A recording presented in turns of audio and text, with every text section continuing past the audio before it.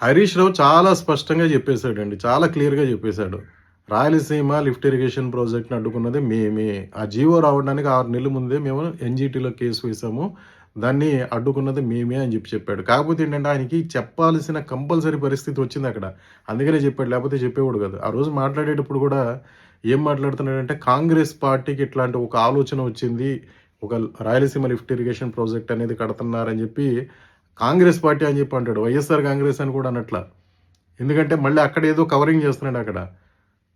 కాంగ్రెస్ ఎక్కడుంది అక్కడ ఆంధ్రాలో? వైఎస్ఆర్ కాంగ్రెస్ పార్టీ స్పష్టంగా వైఎస్ఆర్ కాంగ్రెస్ పార్టీ అధికారంలో ఉందప్పుడు.